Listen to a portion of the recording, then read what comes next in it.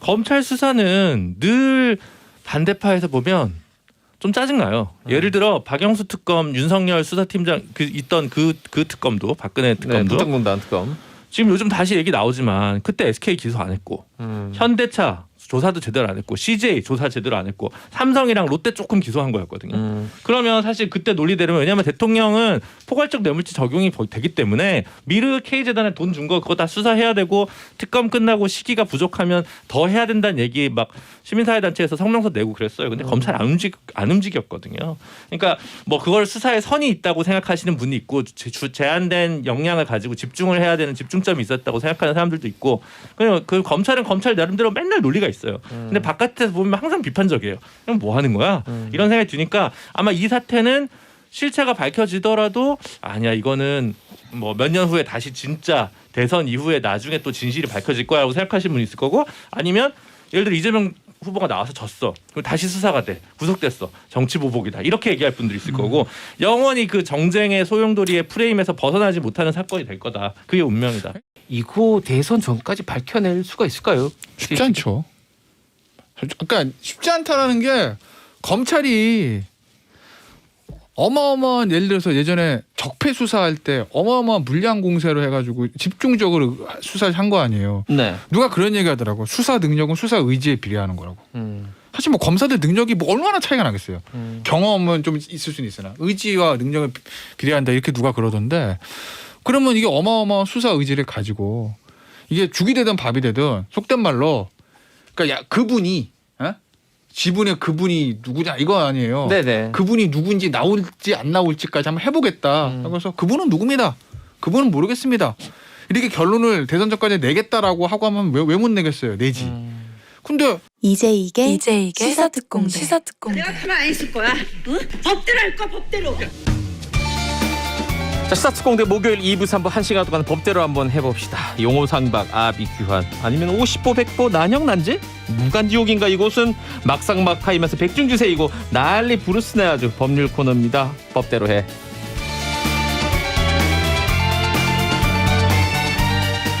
자, 뭐 변호사분들이긴 하지만은 사실은 법 없이도 살 분들인가요?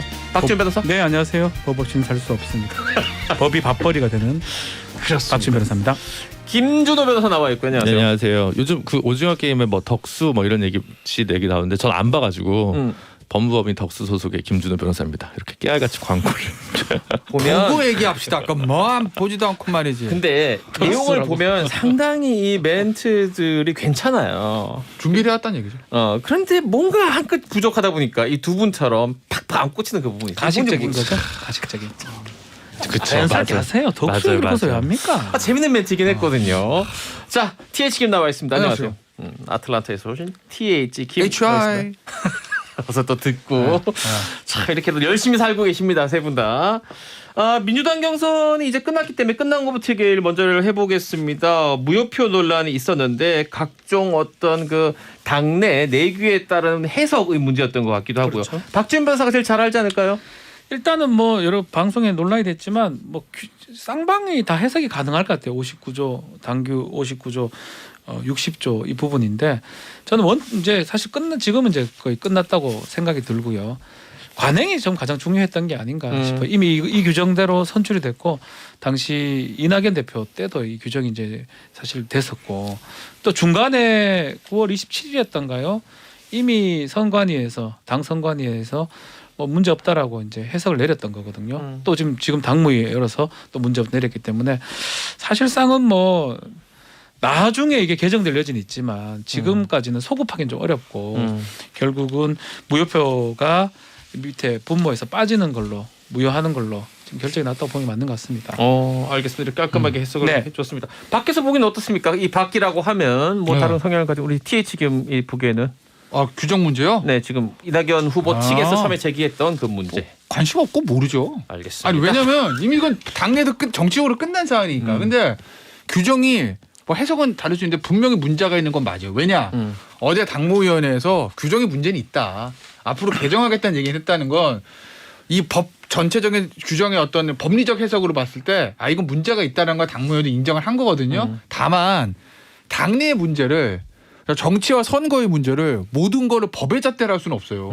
이걸 뭐 남부지법 가가지고 가려주세요 이럴 수는 없는 거잖아요. 그러니까 정치적으로는 뭐 저 이미 또 사인하고 망치 두들겼기 때문에 이재명 후보가 당연히 확정이 된 거고 다만 어떤 법리적으로 좀 문제가 있는 것 같다. 그런 당무위원회에서도 앞으로 좀 이거 개정하자라는 얘기 나온 거 아니겠어요? 그 당을 떠날 생각이 있으면 서초동으로 들고 갈 수는 있겠지만 그렇죠. 계속 네. 있을 거라면 그러니까 이 문제뿐만 아니라 당내에서 예를 들면 공천 과정에서 돈이 오가거나 막 일어났던 부정선거가 하는 그런 게 아닌 이상 당내에서 갈등은 제가 항상 말씀드리잖아요.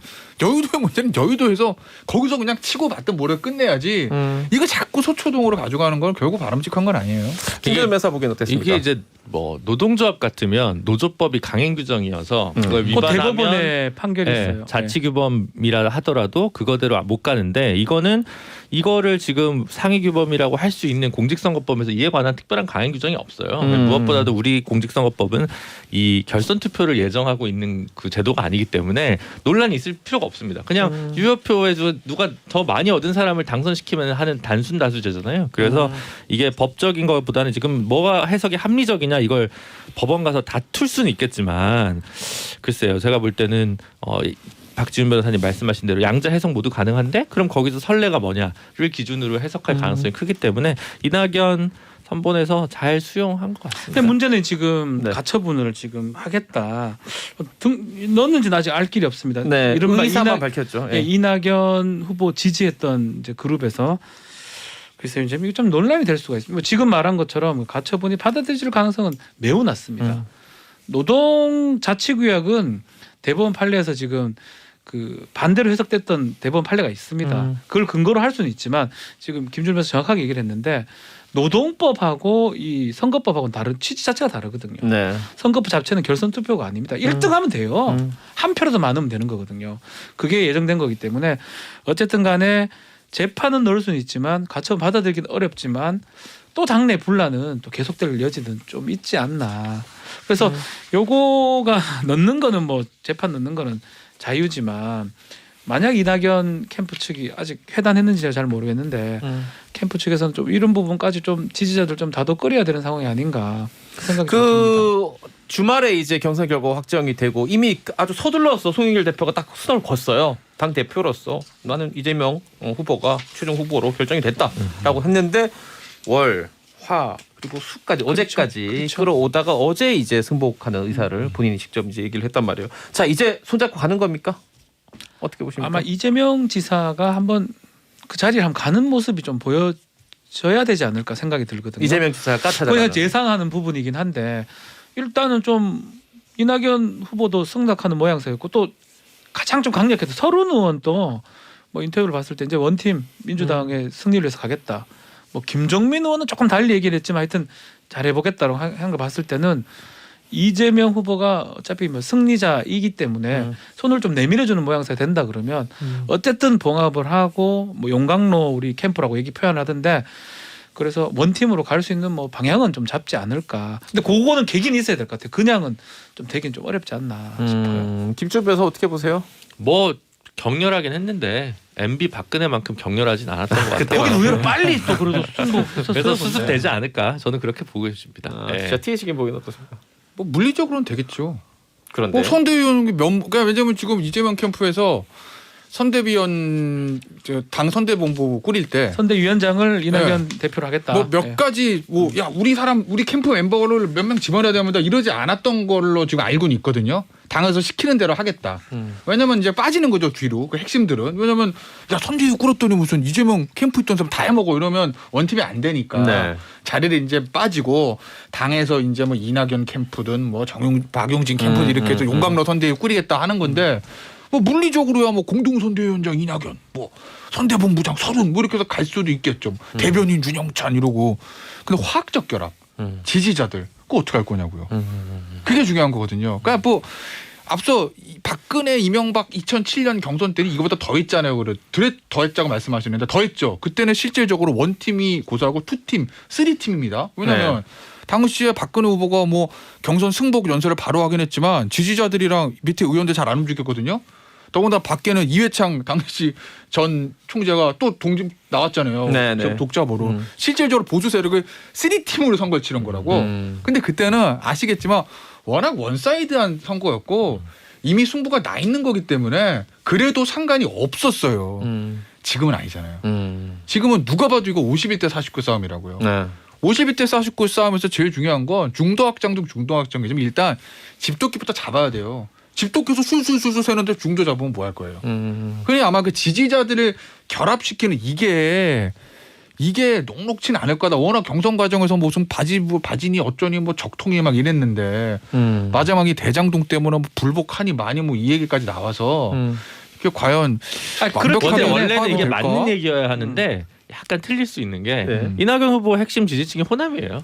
근데 호남은 그렇다고 이재명 밉다고 국힘을 찍을 이탈 비율이 상당히 대단히 낮은 지역이라는 특성이 정의당. 확실히 있어가지고 약간의 바람에 섞이는 해석일 수도 있죠. 네, 정의당. 그래서 그러니까 일단은 일단은 그거는 그만 맞아요. 또 그리고 아주 극성 지지하는 사람들은 그렇게 많지는 않을 것 같아요. 뭐 수를 제가 정확히 알 수는 없지만 결국은 이제 모양새상으로는 제가 좀 이미 말씀드렸던 것처럼 이재명 지사가 손을 잡아주는 모습, 이낙연 지사가 손을 잡아주는 모습. 뭐 정치는 사실 어느 정도 쇼도 있고 퍼포먼스도 있는 거거든요. 그래서 그런 모습이 좀 보여진다면 뭐 완전 100% 화학적 결합은 그건 불가능한 얘기인 거고 어느 정도 원팀으로 갈 수 있고 또 국민의힘 앞으로 또 그런 모습 보여줄 거예요. 그래요? 아니요, 그거 뭐 보여줄 바람이 바람은 그래요? 아닙니다. 몰랐네요. 아니 근데 원팀을 보여준다는 얘기죠. 원팀을. 그거를 보게 되면 또 이쪽은 좀 덜하구나 이런 모습도 상대적 비교도 될 것 뭐 같고 이런 건 그거는 있어요. 그러니까 국힘은 이제 원팀이란 단어, 이제 민주당 원팀 네. 용어 쓰는 거, 국힘은 요새 깐부 이럽니다. 오징어 게임에 나왔던 깐부 얘기하는데 국힘도 지금 보면은 뭐 경선 과정 보면 뭐 TV 토론할 때 막 유승민 네, 격렬합니다. 네. 2대2 같아요. 윤석열 후보한테 무슨 뭐 맨날 정법 스님 묻고 이렇게 해서 지금 분위기 아주 뭐 화기애애한 건 아닌데 이런 건 있죠. 거기도 국민의힘 같은 경우에도 이탈표가 생길 수는 있으나 그 폭이 그렇게 크지 않을 거라고 보는 이유는 뭐냐면 야권 지지들 사이에 널리 퍼져 있는 정권 교체에 대한 열망, 그 의지 그거거든요. 그러니까 야 정권 재창출해야 돼라는 유권자들의 의지와 이번에 꼭 정권을 탈환해야 돼, 이겨야 되는 그 의지가 어느 게 세냐라는 걸 비교를 해보면 아무래도 야권 후보들 같은 야권 지지자들 같은 경우 지금 선거 다 졌잖아요. 이긴 게 없잖아요. 네네. 이번까지 지면 우리는 다 안 된다라는 그런 강력한 정권 교체에 대한 열망과 의지들이 있어서 설마 본인이 지지하지 않은 경선 후보가 당의 후보로 확정됐다 하더라도 미호도 다시 한번 하고 표를 갈 가능성은 높다. 그래서 제가 그 원팀 될 확률보다는 깐부 될 확률이 더 높다고 보는 거고. 공감합니다. 하나 공감합니다. 또 말씀드리면 이재명 후보는 좀 그런 어려움이 있을 거예요. 기본적으로 여당의 후보, 특히 이제 이재명 후보처럼 비주류로 이제 여당의 비주류가 아니라 비주류였던 후보 같은 경우에는 지지층 결집하고 그 다음에 나가는 게 청와대와의 차별화거든요. 박근혜 전 대통령과 다 그렇게 이겨왔다고요. 근데 지금 핵심 지지층의 이 완벽한 결합이 안 되고 네. 더군다나 어찌됐건 간에 본인이 지금 수사에 문제가 걸려있는 이 상황에서는 청와대와 완벽하게 차별을 해서 속된 말로 문정부를 밟고 본선에 가는 게 가능하겠느냐. 이게 쉽지 않을 거예요. 이게. 그러면 이제 중도 확장 측면에서도 이재명 후보는 조금 어려움 겪을 수는 있을 거예요. 일단은 저는 뭐 그 얘기 드리고 싶으면 뭐 공감합니다. 뭐 국민의힘 지지자가 뭐 민주당으로 넘어오거나 이탈할 가능성은 높지는 않은 거예요. 비율도 상대적으로 그렇고. 봤을 때도. 네, 민주당보다는 특히 지금 이낙연, 이재명. 근데 사실은 이건 결과론적인 거고 3주나 남았습니다. 무슨 일이 일어날지 아무도 알 수 없고요. 뒤에 잡아놓은 거 아니야, 날짜를. 이거요. 이제 와서 보니까 나는 너무 시작할 길어. 때는 뒤에 하는 게 뭐 경선이 3주 그 남았으니까. 이게 3주가 너무 제가 길어. 장담컨대 변곡점이 한 10번 더 생길 거예요. 별의별 일이 사이에. 생기고 토론에 그런 걸 생기면서 상체기가 날 수밖에 없는 거예요. 뭔가 알고 얘기하는 것 같은데요? 아니요. 제가 어떻게 합니까? 자, 지금 어제 같은 경우 이제 제일 많이 나온 게 선을 넘었다. 특히 윤석열 후보가 이런 식으로 할 거면은 당이 없어지는 게 해체. 차라리 낫다라고 했는데 그 발언은 조금 위험하지 않습니까? 특히 이준석 대표가 듣기에는. 근데 저 오늘 아침에 보니까 이준석 대표가 아침에 라디오 나온 거 제가 들었거든요. 네. 그랬더니 뭐 후보니까 후보 입장에서 후보 확정되면 뭐 당의 뭐 개혁이나 뭐 이런 거 얘기할 수는 있다 원론적으로. 다만 이제 너무 그걸 강하게 얘기하면 좀 안 좋다 이런 취지. 그냥 당 대표 입장에서는 원론적인 얘기를 한 거라고 저는 이제 보고 지금 이준석 대표의 입장을 보면은 가급적이면 경선 과정에서 오해를 살 만한 행동을 안 하려고 하는 것 같아요.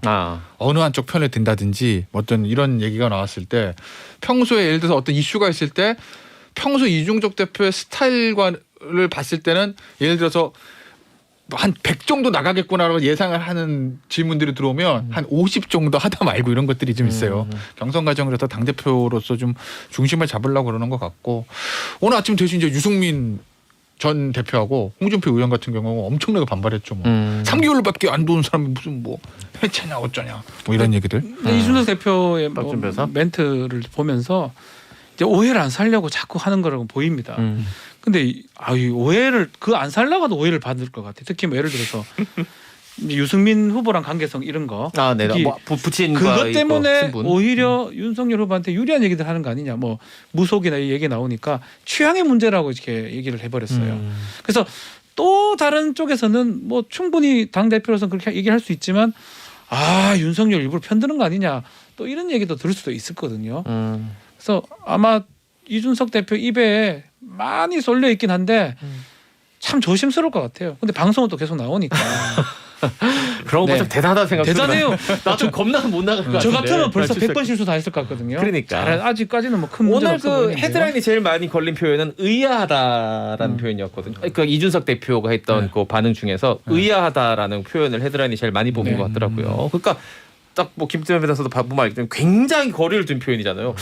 갸우뚱하는 거잖아요, 고개를. 그렇죠. 고르고 고른 표현이라는 네. 게 묻어 나오는 거죠. 아주 선택된 표현. 아니 근데 김준일 변호사 생각하기에는 그런 신중함과 고르고 거리를 두고 이거 외에 다른 뭐 선택이 있습니까? 없어요. 말 안 하는 게 맞아요. 그냥 저는. 있어야죠. 네. 뭐. 네. 없고 본인이 근데 네. 약간 그 뭐지 1인 도보 시위? 네. 이게 생각만큼 반응이 또 안 나오니까 이준석 조금 그런 게 아닌가 싶어요. 걷는 게 건강에 나쁘진 않으니까. 이준석 대표 같은 경우에는 역대 있었던 대선에서 다른 대표들, 네. 뭐 야당만 얘기만 할게요. 야당의 다른 대표들과 보수 정당계로 다른 대표들, 뭐 예전에 황우여 대표 있었죠. 지난 대선 때 누군지 모르겠습니다. 기억이 안 나요, 제가. 진짜 그런 이름들은 금방 네, 잊혀져요. 홍준표 후보 나왔을 때 누군지 모르겠어요. 황우여 아닌가요 그때? 그때 아니었을 거예요. 황우여 대표 황우여가 그 전인 것 2012년 같아. 대선 때 네, 그 황우여 전이고 황우여 대표였고, 대표였고. 그다음에 2008년 17년이죠. 그때 대선 때는 강재섭 대표였거든요. 당 대표들이. 언제 강재섭입니까? 기억 안 나죠? 기억 안 네, 기억이 안 납니다. 나요. 그때 그 보수 정당에서 대표들이 대선 때 했던 역할과는 전혀 다른 역할을 하게 아닌 될 것 수밖에 같은데. 없을 거예요. 그러니까 일종의 거의 뭐 대통령, 부통령 그 러닝메이트처럼 네네네. 그 선거를 진두지휘할 수밖에 없어요. 왜냐? 어쨌든 이준석이라는 사람이 30대 이번에 보수정당 당대표에 대해서 바람을 가져왔던 건 맞는 거고 이준석 대표에 대해서 호불호는 당연히 있지만 그건 누구나 다 인정하는 것이거든요. 판을 한번 뒤집은 거. 거기다 어쨌든 젊은 층 또 남자 중심으로 해서 팬덤도 있고 이준석 대표 체제에 들어온다면 당원도 엄청나게 늘었으니 예전에 강재섭 대표나 황우여 대표처럼의 역할보다는 더 많은 역할을 부여할 수밖에 없게 될 거예요. 오케이. 아마 그렇게 하기 때문에 지금까지는 이준석 대표도 좀 본선 대비해서 그냥 숨고르고 있다고 보시면 되죠 뭐. 알겠습니다. 자, 이 전쟁을 해도 매일매일 전투가 벌어지는 게 아니에요. 사실 전쟁의 대부분은 기다리고 전열을 정비하고 이러다가 전투가 딱 이제 벌어지는 거죠. 이제 앞에 날짜가 정해져 있는 전투가 이재명 후보가 경기도지사로 출석을 하는 국정감사고 이것이 사실 국민의힘 입장에서는 제대로 한번 싸우고 또 꼭 이겨야 될 만한 그런 전투잖아요. 김준호 지사님 뭐 어떤 전략이 있을까요? 김준호 지사. 왜 그러십니까? 그 사람 한번 할 건가? 김준호 변호사.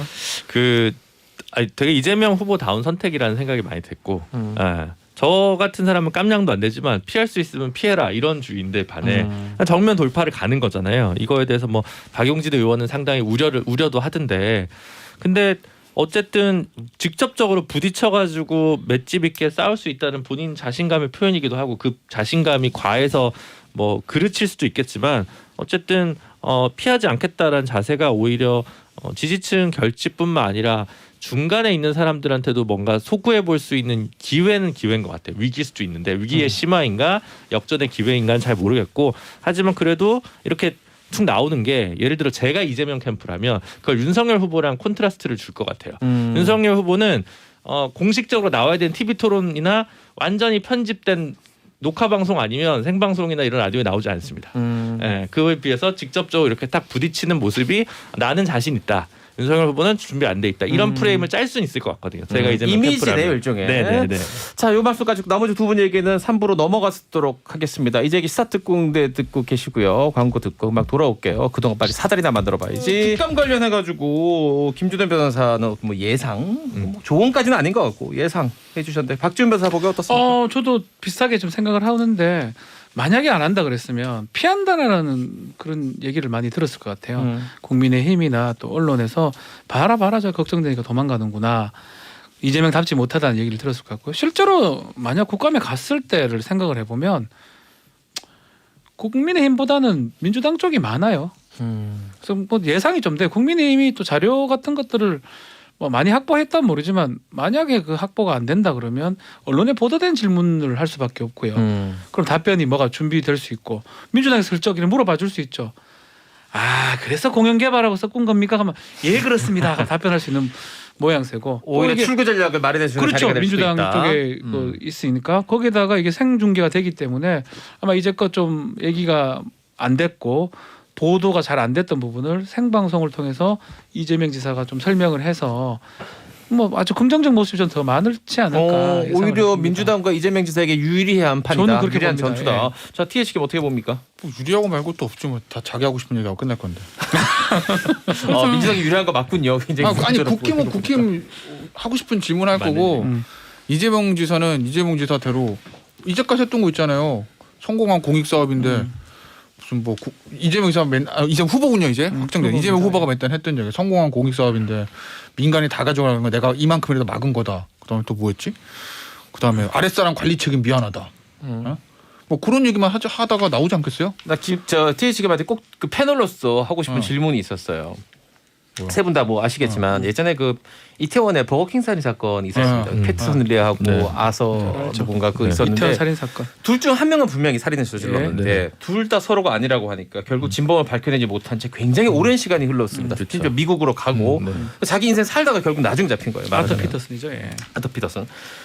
지금 이 대장동 의혹 관련해 가지고도 대략 주요한 인물들이 한 서너 명 정도 나오는데 말들이 다 다릅니다. 그쵸. 그리고 다 나머지 사람들이 거짓말을 하고 있어요라고 얘기를 하고 있는데 이거 대선 전까지 밝혀낼 수가 있을까요? 쉽지 않죠.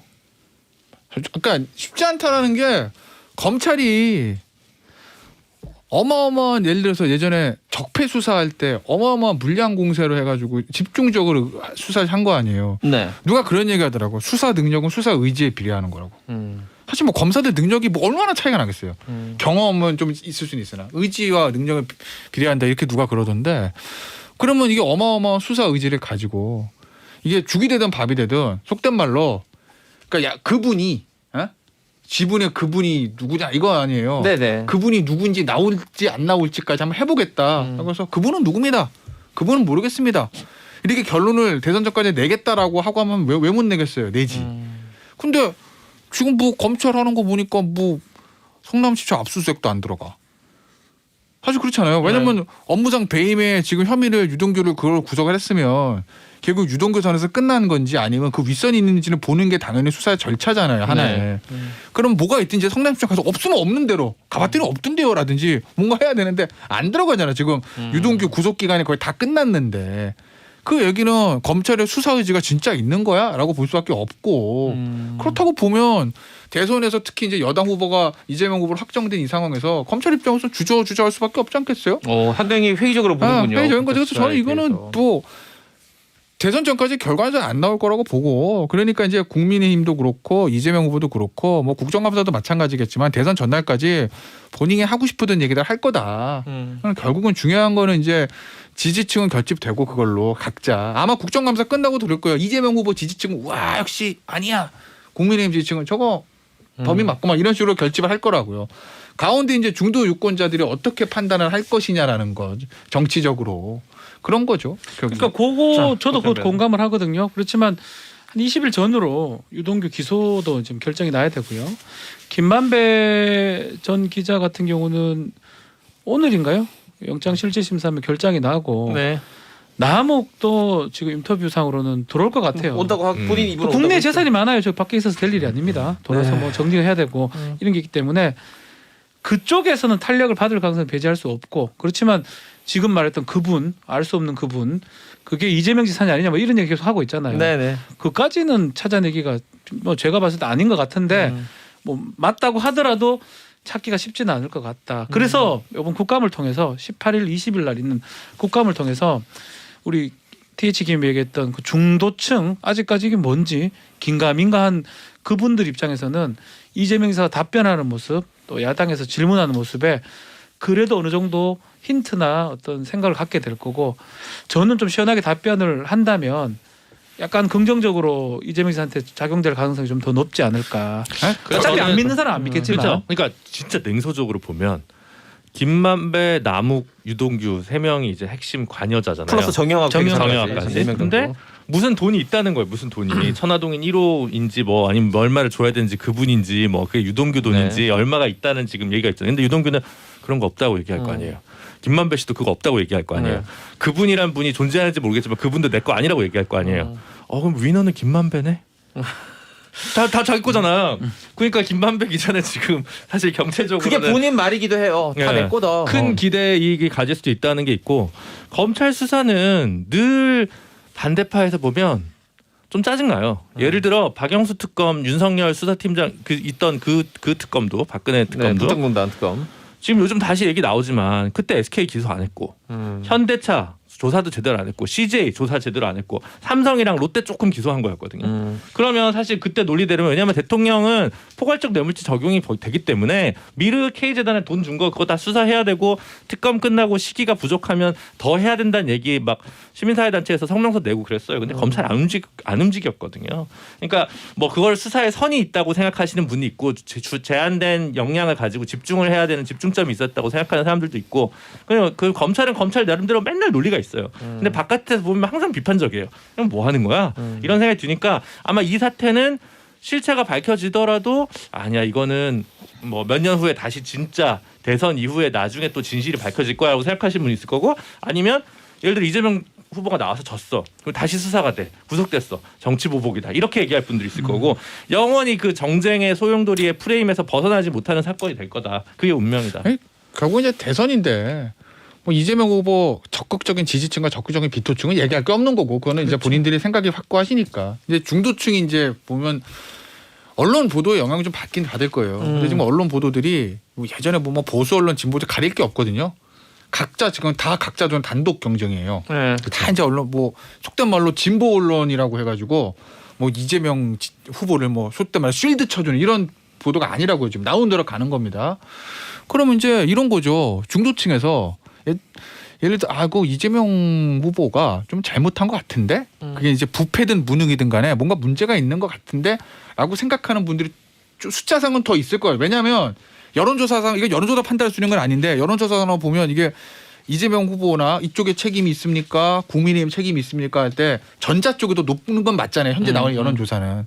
그러면 중도층이 쪽에서 이재명 후보 쪽에 좀 문제가 있다. 그게 부패든 무능이든 생각하는 사람들이 그럼에도 불구하고 찍겠다는지 아니면 그렇기 때문에 못 찍겠다. 이 싸움이거든요.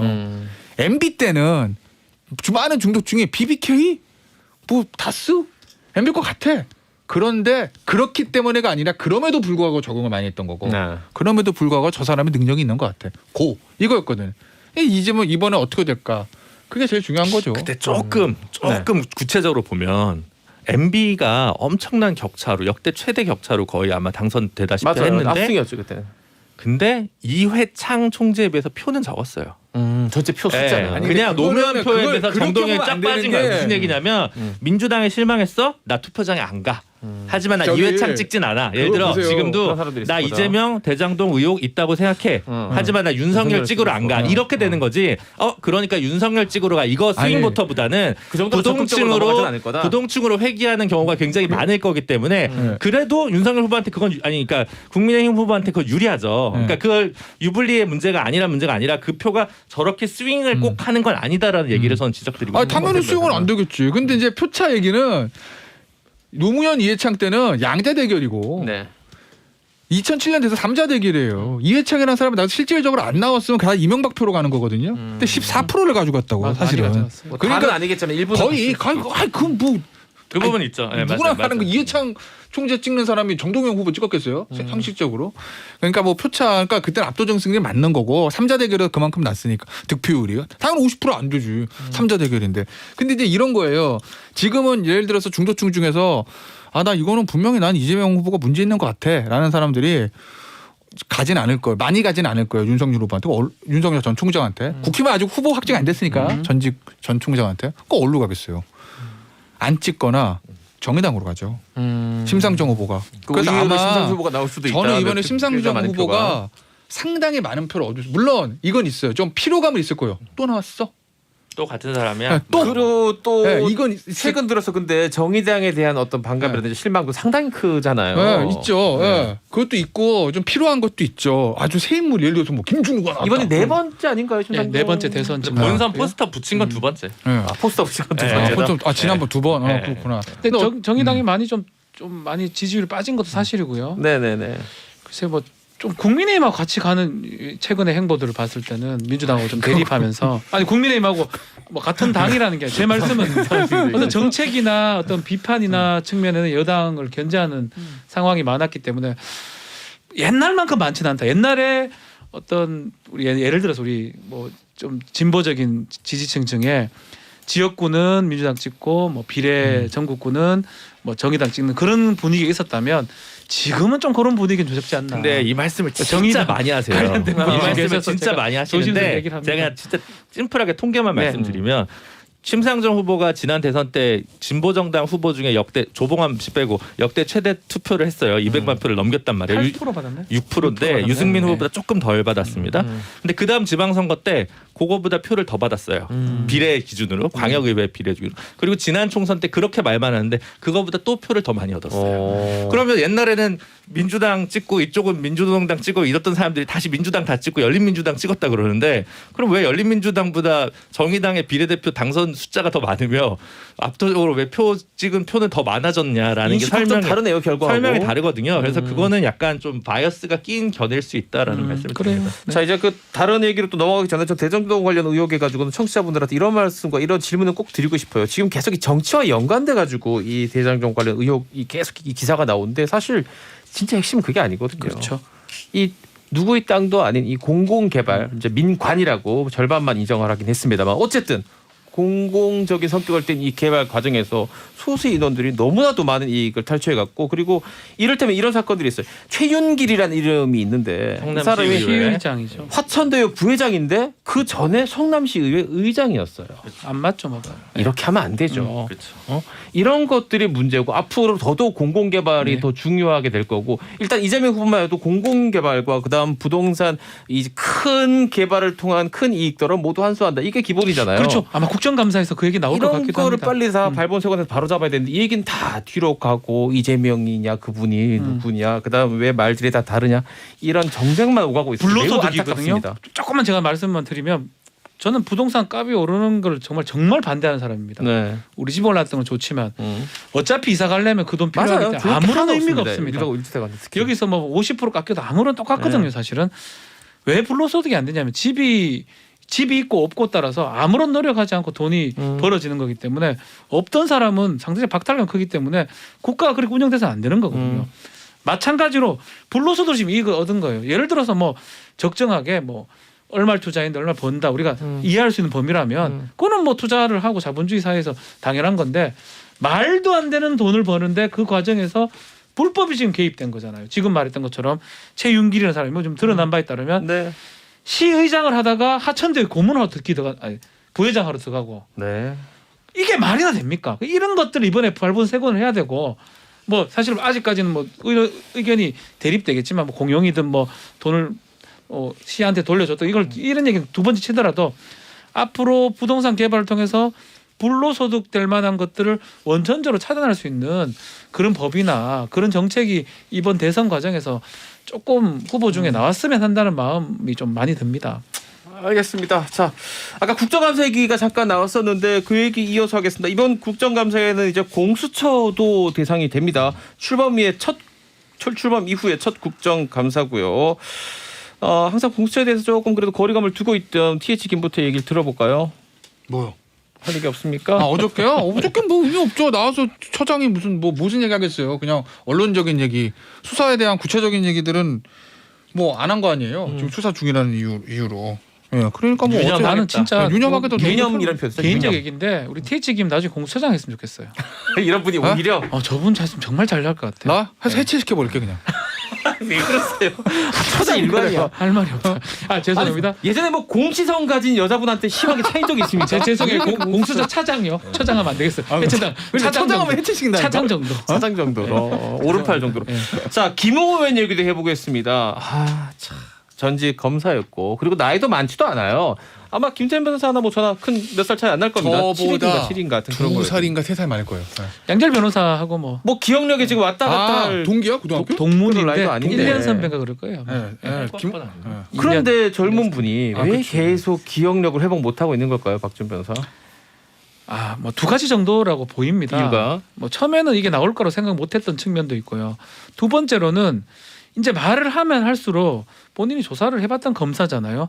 본인이 수렁에 빠져들 수가 있습니다. 가장 좋은 방법은 나 모르는데요라는 거거든요. 기억 안 납니다. 어떤 상황에 가더라도 그것은 세모가 되고 뭐라도 연결이 가능합니다.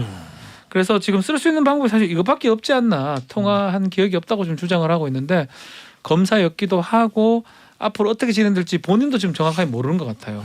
통화 녹취록이 지금 공개가 됐는데 지금 오늘 보도에 따르면 조성은 씨가 좀 더 갖고 있는 것 같거든요. 그래요. 뭐 아침 얘기로는 뭐 그런 걸 봤을 때는 김웅 의원이 함부로 뭐 이분 모른다 정확하게 얘기해서 했을 때는 오히려 법적으로 불리해질 수 있기 때문에 지금은 법률가나 본인이 이제 법적인 방어 모드로 지금 돌입했던 게 아닌가 저는 그렇게 좀 분석을 합니다. 뭐 정확히 모르겠는데 조성은 씨가 본인이 더 갖고 있는 것 같지는 않고 가질 수 누가 또 깎겠지 정보를 또. 그저 SNS 좋아하는 사람이 있으면 벌써 못 얘기했겠지. 참았을 거예요. 그 참고 있겠어요? 네. 그건 없지. 다만 본인의 전화기를 뭐 포렌식 했다면서요.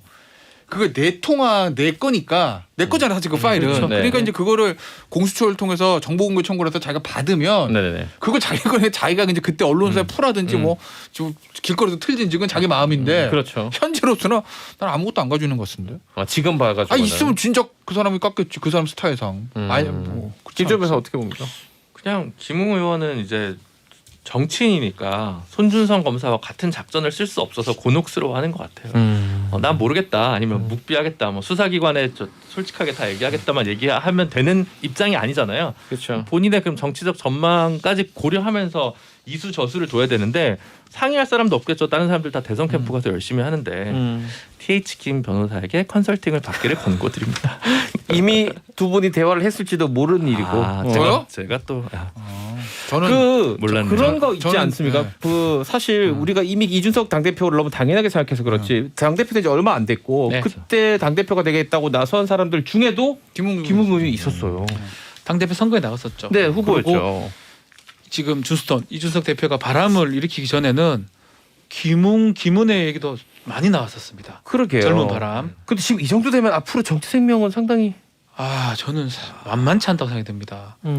아마 뭐 이런 얘기를 하긴 하더라고요. 검사 출신 아니 법조인 출신인데 사실은 정통이라 보기는 어렵습니다. 바른정당 쪽에 있다가 유승민 의원 그쪽으로 해가지고 공천을 받은 네네. 거거든요. 또 송파 그 지역구가 뭐 좋은 지역구라고 뭐 다 알려져 있는 충분히 될 만한 국힘 입장에서는 아주 좋은 지역. 충분히 될 만한 송파 가불병 중에서 제일 좋은 지역. 당시 최재성 의원하고 거긴 을. 거기 하여튼 충분히 될 만한 곳을 받았기 때문에 뭔가를 보여줘야 된다는 좀 강박관념이 있었지 않나. 그게 이제 이걸로 연결되는 거 아니냐. 저는 조심스럽게 그런 얘기를 드리는데 어쨌든 간에 그때는 그때고 이게 이제 이 정도 밝혀졌으면 정치 활동을 막 활발하게 하려면 다른 어떤 변곡점이 없으면 좀 쉽진 않아 보이는 게 사실입니다. 쉽지는 않죠. 뭐 이거는 뭐 아직 본인이 뭐 완전 피해자가 아니니까 뭐 배지가 수사 결과 배지가 날아간다. 뭐 또는 뭐 그러진 않을 거고 본인이 뭐 사퇴를 하겠습니까? 예. 안 근데 하겠죠. 어쨌든 이제 안 하겠죠. 있을 건데 뭐 김웅 의원의 미래를 알 수는 없으나 다음 총선은 못 나가죠. 왜냐하면 지금 김웅 의원이라는 사람은 국민의힘에서 그 어떤 정파도 가까이 하지 않으려고 할 거거든. 사실은 공천이라는 게 누가 좀 특히 송파 서초 갑을 그렇죠. 강남 갑을병 이런 데는 누가 확실히 확 땡겨주는 게 있어야 되는데 네.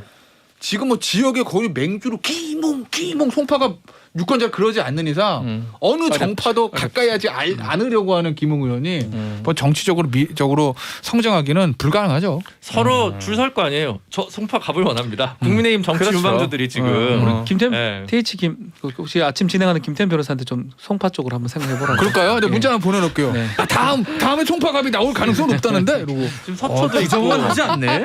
다음번에 웃으려고 하는 소리예요. 강남도 하나 빌 거고 네? 다음번에 서초갑이 비니까 강남 자리 하나 난 거. 거기는 뭐 서초갑도 100% 좋고요. 박진 의원도 연세가 좀 있어서 거기도 사실 좀 자리가 날 수도 서초, 있고. 강남, 근데 이제 송파 하나씩 빕니다. 그러니까 강남 서초라는 데는 뭐 좀 원내기인데 사실은 두 번 특히 이상 강남 잘안 가볼 하죠. 때는 그렇게 뭐 거기서 4선 3선 하기보다는 네네 그렇죠. 일종의 비례대표처럼 양심상 맞아요. 당에 필요한 사람들을 전략으로 주는 게 맞아요. 네. 예를 들면 이제 윤희숙 전 의원이 전략으로 그렇죠. 서초갑 서초갑 그런 식의 한 거죠. 공천을 가야 되는 게 맞는 거죠. 그렇죠. 거기서 무슨 서초갑 3선입니다. 서초 아무도 안 오선. 쳐주죠. 예. 아무도 인정 안 그렇죠. 해주는. 그건 대구의 그럼요. 대구랑 비슷한 거죠. 거기 마찬가지예요. 예.